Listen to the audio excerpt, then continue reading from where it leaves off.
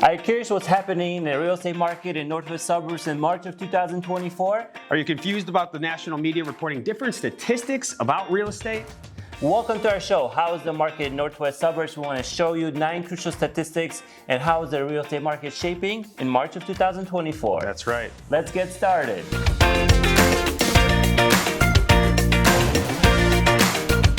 So today we're going to be starting with sold prices. Mike, tell us a little bit about what the sold prices came in for last month. So an average single-family home in Chicago Northwest Suburbs sold for $454,000, which is about $7,000 more than last month. But interesting statistic, this price also represents $52,000 increase since last year. So what do you think contributes to that, Mike? I think the big inventory shortage right now and multiple offer situations are causing the prices to go higher. While last year we saw the big jump between February and March numbers, we saw the jump earlier this year. It means there was a lot of motivated buyers just sitting on the fence, waiting for the spring market to start to go out there shopping for new homes. Yeah, even with rates being higher, we've seen lines right out the door at the open houses. So there are people out there shopping. There's just not a lot of inventory. Yeah, so if you're a motivated buyer, you gotta act quickly, right? If you're a seller, I think you're in driving position. You'll be able to ask a little bit more for your home today or this month and sell it this spring. Yeah, so make sure that you're in the position to get out there and shop, and make sure you're pre-approved so you can give us a call. We'll also get you in a position to have your offer accepted.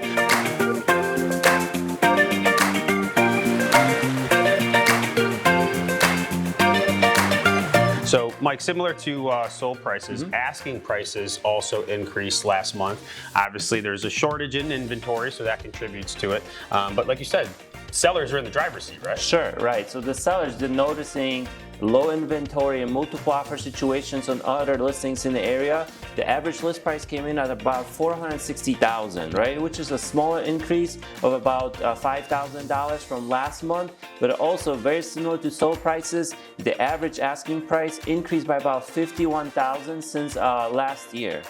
Yeah, I'm looking at that. This is wild. I mean, it says even with comparable choices, homes are coming in higher with multiple offers, and they expect to continue this for at least the next 2 to 3 months, right? So I've been tracking those statistics for about 9 years now, right? And every time we see the spring market come, we see some sellers starting a little bit higher with their asking prices because they feel they have more time to lower the price in case they don't sell in the initial few weeks, right? Also now, the low inventory market, already multiple offers are happening earlier in the year. So this dictates a little bit more confidence in sellers' eyes. They're like, look, let's start $30,000, $40,000 higher and see what happens, right? Got it. So again, if you're a seller, you're in a great position. You can ask for a little bit more and see what the initial showing feedback is going to be. If you're a buyer and you missed the winter buying season, now in the spring, unfortunately, you're going to see a little bit higher price inventory. And still, get out there and shop. Don't let the inventory shortage or the fact that the rates are higher right now stop you from shopping. Get into a house before everybody's excited to do it. There's already a lot of people lining up, but once rates come down, you are going to see even more people flood the market. So get with us and find the right position.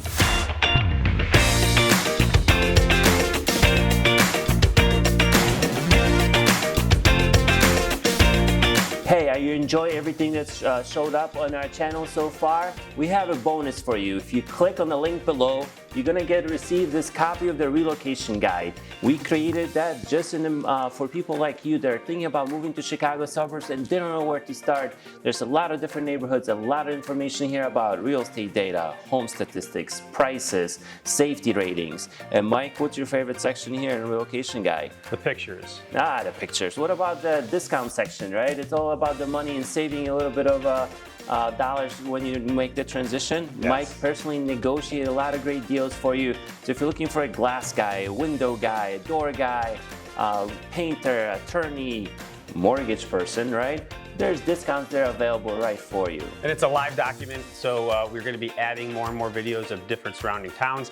As you go through it, you can get the statistics. You can actually click on and walk around with us in the video on those towns. So honestly, that's my favorite. The pictures are going to indicate your ability to take that journey with us and see what the towns look like. So if you see something in here that you really love, give us that feedback. If you see something in here, if you don't see something in here and you would love to see it, also give us that feedback. But this is a very very, very valuable document. All you got to do is show us some love, subscribe, and we'll get you access to it. Click on the link below and you're going to receive the PDF copy into your email within a matter of seconds. Stay tuned, we got more coming. So Mike, let's talk about negotiation power.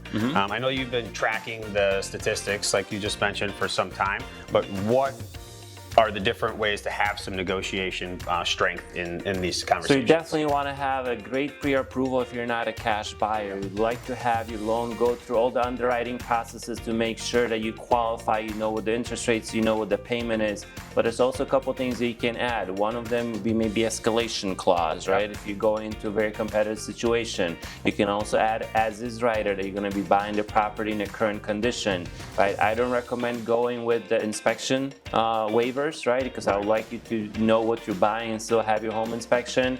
But I also seen people in recent months put up appraisal gap waivers forms, right? So if you feel confident and this is the home that you want to go, $20,000, $30,000 over asking price, and there's enough comparable data in the neighborhood to support that price, you can do appraisal gap waiver, right? With some of the Fannie and Freddie Mac product, if you have really great credit score, they might waive appraisal too, right? Yeah, and listen, it's going to be getting with those professionals, right? Mike's got a lot of ways to maneuver the negotiations from the real estate side. We can help you. I can help you from the finance side, making sure we're reaching out to those sellers, realtors, and letting them know that they can expect good communication. And just by doing that, they can show that as an example, right? They will be hearing from us. And there's different ways that maybe you have cash in the bank. We know for sure you're going to get the deal done, and we could say, hey, it's basically a cash offer. We're going to waive that mortgage contingency, right? So there's ways to put you in a position of power so that we can get that yes, and it's first starting with a professional.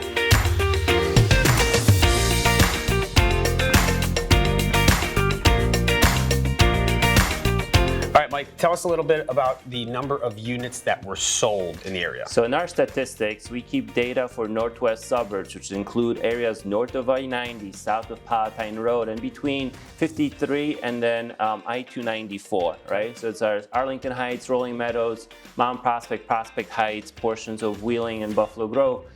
So there's about 68 homes that sold last month, which is a very low number. I know last year was really slow for real estate agents, right?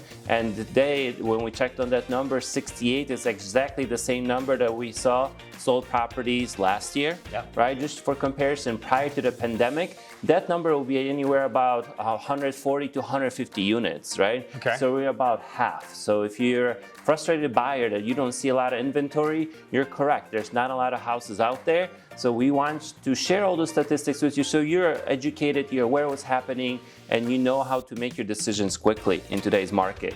And just very quickly, I don't think we talked about this, Mike. I mean, one, thank you for clarifying the area that this is all specific to, but there's a lot of houses that are off market, right? That these folks are not going to run into unless they have a realtor guiding them. Right, so a lot of real estate companies, we have our private listing networks, right, where you can find a little bit advanced inventory or advanced notice of some inventory might coming to the market soon. So if you're just a buyer shopping through Zillow, Redfin, all your favorite real estate portals, you might be missing on those opportunities, right?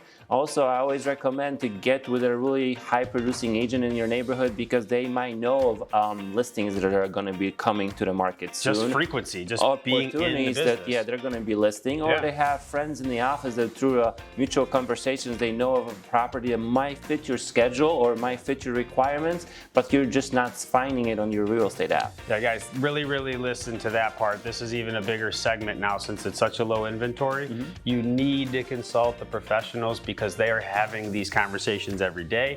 You're now in the hunt, but they've been doing this, like Mike, you've been doing this for over a decade.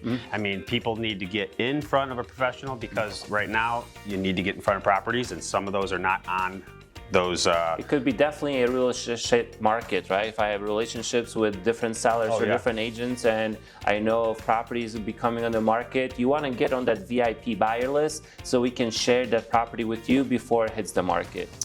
I think that's smart. Reach out as fast as you can.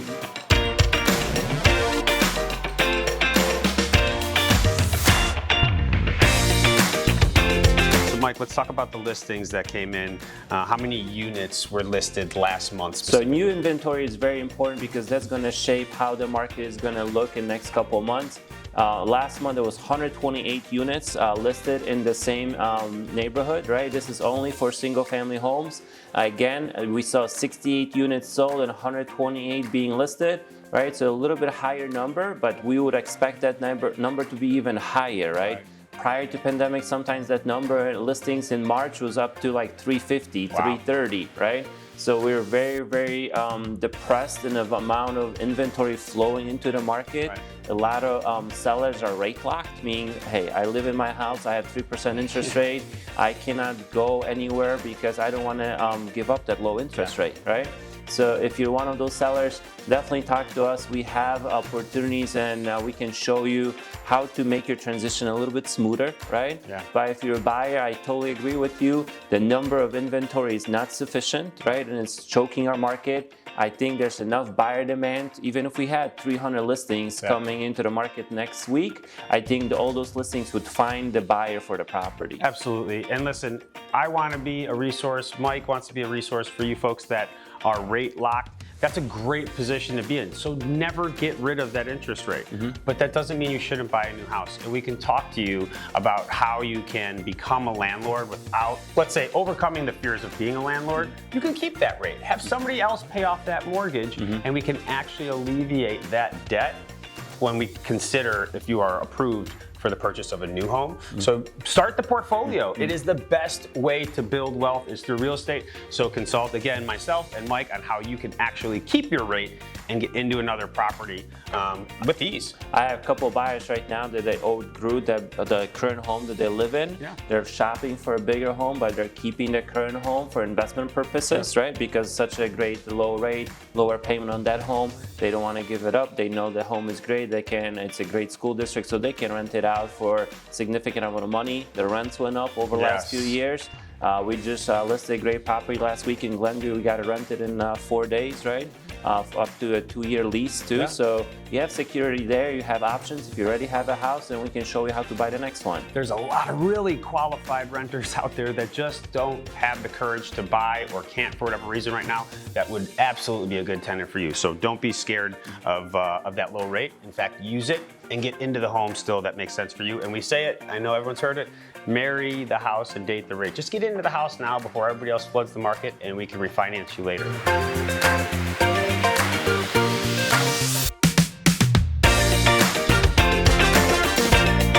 One of your favorite statistics is months of inventory.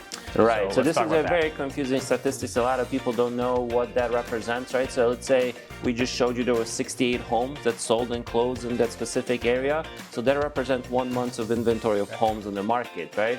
So if there's no new homes coming into that market, it will take 1 month to sell 68 properties, right? So currently, that months of inventory number is very low. It came in at 1. But I went a little bit step further because I wanted to explain some different home buyers and different price point, what that means, right? So I really like the statistics. So we checked for homes, let's say under 350,000. Starter homes. Starter homes, right? First-time home buyers, they want to get a starter home, smaller home, 2-bedroom, maybe 1.5 bath, right? Up to 350. There's about a half a month of inventory of those homes on the market, right? Then we went to another price point between 350 to 450. That came in at 0.9 months of inventory. Then we went again $100,000 more between 550 to 650. They came in at 1 month's worth of inventory.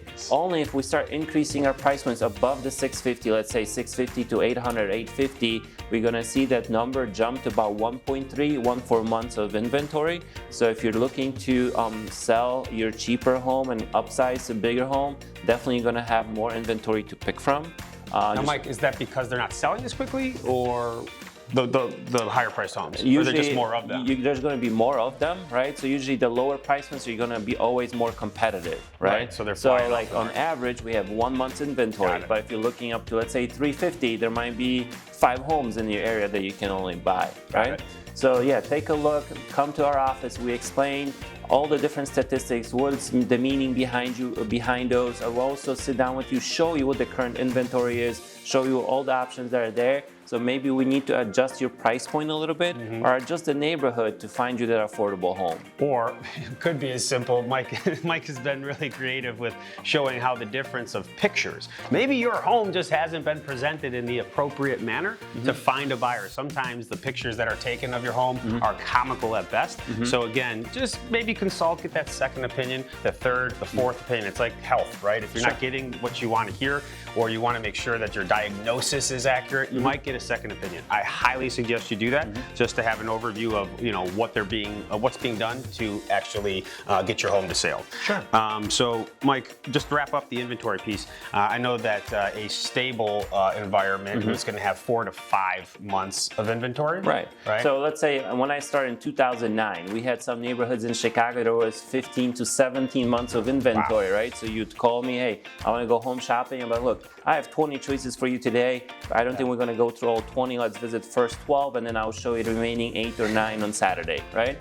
Right now, if I search some neighborhoods, I would expect anywhere from 30 to 40 listings being available. Sometimes I pull the numbers, and there's actually 7 homes on the market, right? So you got to be strategic. You got to have your requirements down, and you got to know your price points, monthly payments. So when you go out there's a home that you like, there's a big chance there might be 4 or 5 other buyers that like exactly the same home as well.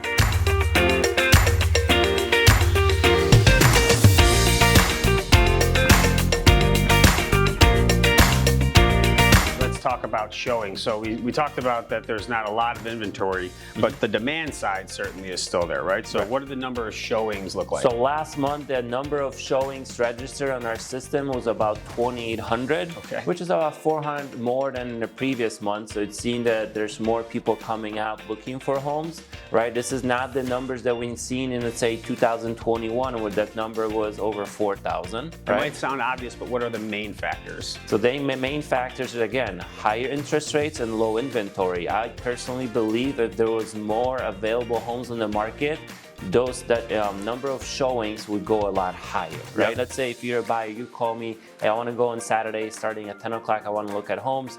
I ask you which homes you want to visit, you only send me 2 choices, right? But you'll probably be available to go see additional 2, 3, 4 other homes if they're on the market. So instead of 2 showings, there could have been 4 showings, right? And I feel there's a lot of buyers in that same pool that they could schedule more showing. They have availability to go on more appointments. They want to see more homes, but there's just not enough homes right now to visit. That's right. Well, let's get your confidence up and get you out there shopping. Regardless, if there's not enough homes, you only need 1. So keep listening, and we'll hopefully guide you to the right town, right area, the right realtor, right lender.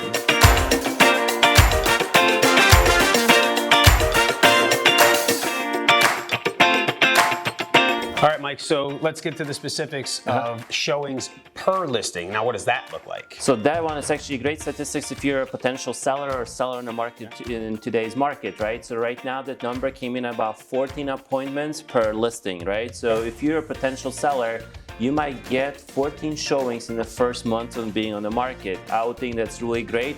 Prior to pandemic, that number would be anywhere from 5 to 6 showings per listing. So right now we're seeing more than double, right? So I've seen situations where the seller was kind of overwhelmed in the first few days how many appointments there were to see their property. So again, if you're trying to get your home on the market, be strategic. Know if you list on a Wednesday or Thursday, might get a lot of appointments starting Friday or Saturday. Try to figure out your day or your schedule that you stay away from the house for 4 or 5 hours to allow some of those people in. Also, my big recommendation is allow overlapping showings. So some agents might come at the same time, because I've seen agents block an hour, and then there's no availability for other buyers to get in and see that property. Also, to me, if you're a seller, if there's multiple buyers at the house at the same time and there's 2 other couples waiting outside the home, would only show that this home is very desirable, right? And it might drive the buyers to make an offer a little bit quicker, right? So right now, 14 showings per listing. I think it's a great time to be a home seller. I would think next 60 to 90 days will represent the best time to sell. Later in the year, we're going to be getting into some politics and election time. Remember, this is the election year. So you don't want your attention to be diluted away from real estate and focus on the politics or the choices that we're going to have in November. Like Mike said earlier, the sellers are in the driver's seat. So buyer's perspective, this might not sound advantageous, but if you're a seller, you want to have that competitive advantage of having those folks in there at the same time to drive up the price and value of your home. Yeah, so reach out. I will show you statistics for your town, your subdivision, your type of a home, so you can make a better educated decision moving forward.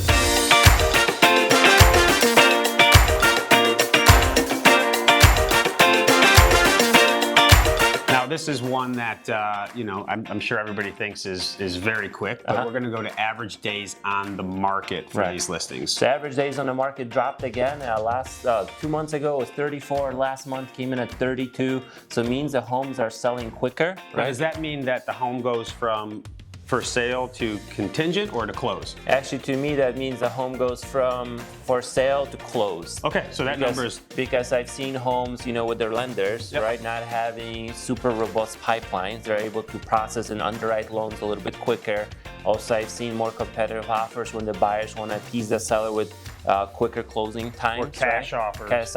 Cash offers, right? Not a lot of homes sell contingent offers, right? So the homes are selling quickly. So 32 days, that's a pretty quick time, right? For a seller, just think about it. What's going to happen if you list a home on Thursday, if you get an offer by Sunday, are you able to move within the 30 days? That might be a great thing that you want to discuss with your real estate agent. So the offers come in and you get multiple offers. You might advise them to maybe bump up their closing dates a little bit further away.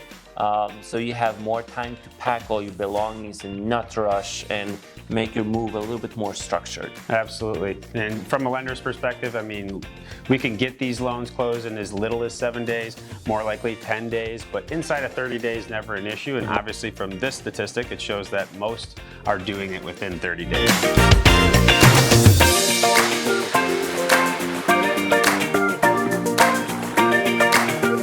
And guys, at the end of the day, the best time to buy a home is exactly when you need to, want to. So just get out there. Like real estate, I think people think it's like the old school ways that I buy one house and that's the one house that I have for the rest of my life and I pay it off. You can get in and out of real estate easier than ever. We've talked to you about the statistics. If you buy a home and you say, for whatever reason, I don't want to be in this home, either A, great rental market, or B, you can sell that home and we're showing you'd be in and out of it in 30 days and probably make a little bit of money. So things change. I don't think there's ever a forever home, That's right? And things change. You got to be flexible and you want to have a great team behind you to show you all those statistics and what it means for your subdivision, your town, and what are those statistics. Don't get confused by big national media.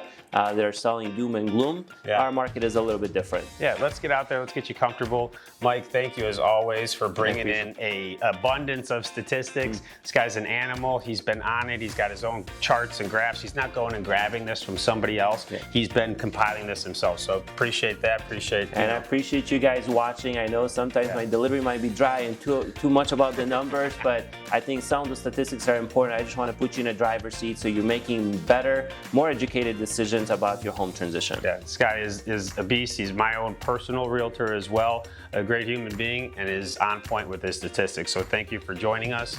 Don't keep us a secret. Don't keep Mike's statistics a secret. Make sure you like, share, subscribe, tell your kids to do the same, your neighbors. And also check our other videos about different suburban neighborhoods and our tips about moving to Northwest Suburbs. And one thing that we didn't mention today, we have our relocation guide. So if you liked all the statistics that we share with you today, please follow us. Click on the link below. We're going to send you a free PDF copy of the relocation guide where you can check the schools, local inventory, home prices. There's also a big discount section if there's anything stopping you from getting your home ready for sale, like I need a painter, floor guy, a carpet guy. Those guys are in there with the discounts, ready to work for you to make your home ready for sale. Also, if you're a buyer, don't be a stranger. Reach out to Mike so he can show you what the current rates and programs are. Things are always changing, right? So have that in your back pocket, and we just want to make your transition as easy as possible. We're here to build confidence and a plan for you and your family to get into or out of your home. So let's talk soon.